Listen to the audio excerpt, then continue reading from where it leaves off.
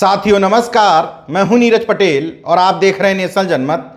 विभिन्न विश्वविद्यालय कैंपसों का भगवाकरण करने के बाद अब मोदी सरकार ने सैनिक स्कूलों का भगवाकरण करने की प्लानिंग कर ली है।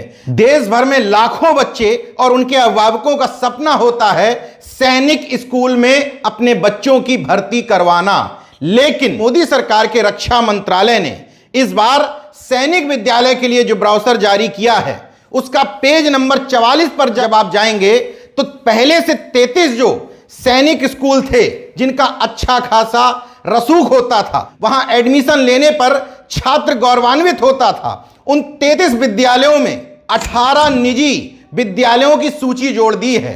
और उन 18 निजी विद्यालयों के जब नाम आप पढ़ते हैं तो नाम पढ़ते ही स्पष्ट हो जाता है कि इसके पीछे भी महज निजीकरण नहीं बल्कि जिस तरह के विद्यालय जोड़े गए हैं वो एक खास मानसिकता से ताल्लुक रखते हैं। उनमें पहले नंबर पर नाम आता है बाबा मस्तनाथ पब्लिक स्कूल, रोहतक, हरियाणा। जब इसकी वेबसाइट पर आप जाते हैं तो पता चलता है कि महंत चांदनाथ योगी जी इसके संस्थापक हैं और मौजूदा अध्यक्ष हैं महंत बालकनाथ योगी।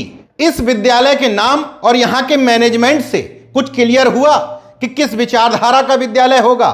दूसरा नंबर आता है ब्रह्मानंद विद्या मंदिर, जूनागढ़, गुजरात।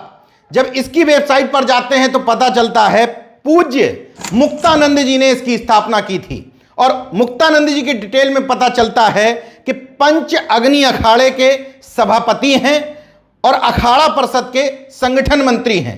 उसी वेबसाइट में जो पूरे विद्यालय का एक व्यू आया है ऊपर से, उसमें एक भवन पर लिखा हुआ दिख रहा है बड़े बड़े शब्दों में हरिओम।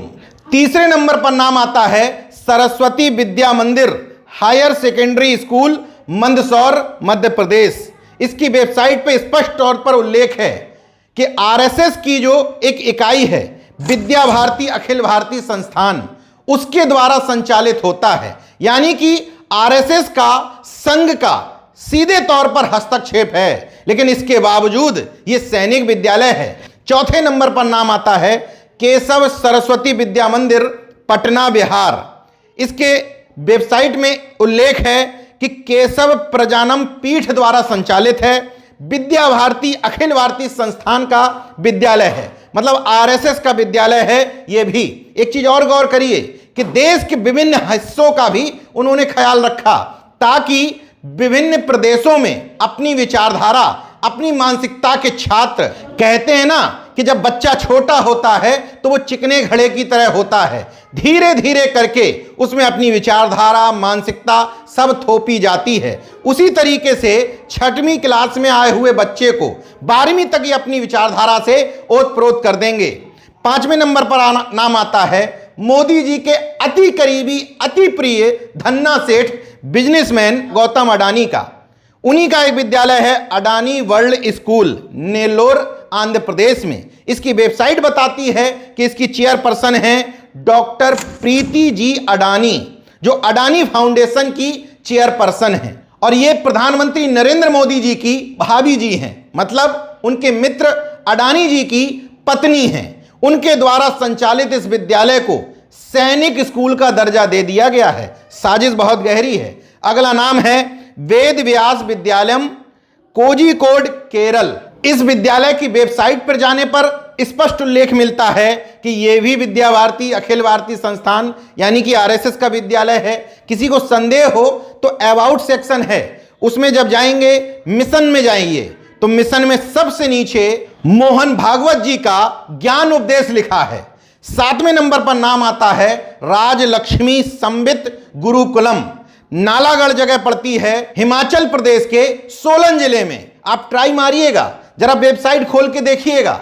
वेबसाइट खुल नहीं रही है, फिर भी इसकी हैसियत और दर्जा यह है कि यह भारत के प्रतिष्ठित सैनिक विद्यालयों में इसका नाम शामिल कर लिया जाए। क्यों? क्योंकि इसकी संस्थापक हैं साध्वी ऋतंबरा। हैरत की बात देखिए, 2019-20 में प्रथम शैक्षणिक सत्र की शुरुआत हुई और 2022 के ब्रोशर में बताया जाता है कि अब यह सैनिक विद्यालय है। कुछ तो नॉर्म्स का ख्याल रखिए, अपनी विचारधारा, मानसिकता इस तरीके से देश पर लागू और हावी मत करिए कि शिक्षा व्यवस्था ही चौपट कर दें। 6वीं से लेकर 12वीं तक के छात्रों का भविष्य बर्बाद मत करिए। विश्वविद्यालयों का भगवाकरण जब करते हैं तब तक कुछ बच्चे समझदार हो जाते हैं, उनको समझ में आता है कि उनको इस रंग में रंगना है या नहीं, उनको सांप्रदायिक बनना है या नहीं। लेकिन 6वीं के छात्र को बहुत ज्यादा अच्छे बुरे की पहचान नहीं होगी।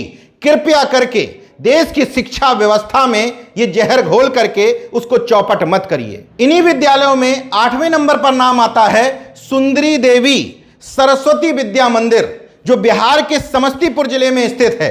इसकी वेबसाइट भी बताती है कि आरएसएस यानी कि संघ से जुड़ा हुआ विद्यालय है। टोटल 18 विद्यालयों में इन 8 विद्यालयों में स्पष्ट तौर पर संघ या दक्षिणपंथी विचारधारा का दखल दिखाई देता है। इसके अलावा 18 जो प्राइवेट विद्यालय सैनिक विद्यालय बना दिए गए हैं, उनमें अन्य नाम है द विकासा स्कूल तमिलनाडु, पद्मश्री डॉक्टर विठ्ठलराव भीखे पाटिल सैनिक स्कूल महाराष्ट्र। एकमात्र विद्यालय है जिसकी वेबसाइट बताती है कि किसी विचारधारा से सीधे सीधे इसका ताल्लुक नहीं है। अंदर खाने कुछ हो तो कह नहीं सकता, लेकिन ऊपरी तौर पर दिखता है कि प्रतिष्ठित विद्यालय है। इसके अलावा संगोली रायन्ना सैनिक स्कूल बेलागावी डिस्ट्रिक्ट में है कर्नाटका की, तवांग पब्लिक स्कूल अरुणाचल प्रदेश के तवांग में है, royal international residential school Haryana के फतेहाबाद में है, नेताजी सुभाष चंद्र बोस मिलिट्री स्कूल दादरा नगर हवेली के सिलवासा में है, एसके इंटरनेशनल स्कूल महाराष्ट्र के सांगली में है, मोती भाई आर चौधरी सागर सैनिक स्कूल गुजरात के मेहसाणा में है, Viveka school of excellence Karnataka के मैसूर में है। इन तमाम की मैं डिटेल इसलिए नहीं चेक कर पाया कि इनमें से ज्यादातर विद्यालयों की वेबसाइट खुली नहीं पा रही है। सोचिए, टेक्नोलॉजी के इस जमाने में किसी विद्यालय की वेबसाइट भी ठीक ढंग से नहीं चल पा रही है, लेकिन डिफेंस मिनिस्ट्री ने उन विद्यालयों को प्रतिष्ठित सैनिक स्कूल का दर्जा दे दिया है ताकि इन 18 निजी क्षेत्र के विद्यालयों की हैसियत बढ़ जाए, यहां एडमिशन अच्छे खासे होने लगे। चलिए, मुझे इसमें भी कोई तकलीफ नहीं, असली तकलीफ यह है कि यही बच्चे आगे चल करके भारतीय सेना में बड़े बड़े ऑफिसर बनेंगे, देश की धर्मनिरपेक्ष सेना का नेतृत्व संभालेंगे।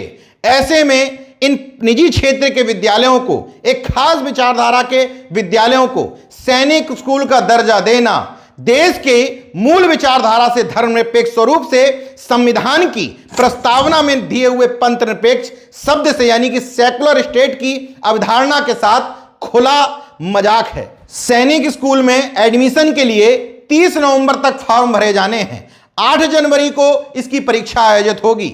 एक पत्रकार होते हुए भी जागरूक नागरिक होने की हैसियत से अनुरोध करता हूं देश के तमाम सारे प्रतिष्ठित अधिवक्ताओं से जो सामाजिक न्याय की बात को समझते हैं, देश के सेकुलर स्वरूप को बचाए रखना चाहते हैं, संविधान में भरोसा रखते हैं, उनसे मेरा अनुरोध है कि देश की इस मूल अवधारणा को सेना में जाए हुए छात्रों को किसी खास मानसिकता के साथ भेजे जाने की इस साजिश के खिलाफ पीआईएल दाखिल करें, कोर्ट से लेकर के संसद तक, और जरूरत पड़े तो सड़क पे भी इस लड़ाई को उजागर करें ताकि सेना में सांप्रदायिक मानसिकता घुसाने की इस नियत का पर्दाफाश हो सके और इस नियत को, इस साजिश को फेल किया जा सके। अग्निपथ योजना को तो लोग संदेह की निगाह से ही देख रहे थे, लेकिन इस लिस्ट को जारी करके सरकार ने स्पष्ट कर दिया कि अग्निपथ योजना के पीछे क्या साजिश थी। देखते रहिए नेशनल जनमत, जागरूक और सजग बने रहिए। जय विज्ञान, जय संविधान, जय लोकतंत्र। धन्यवाद।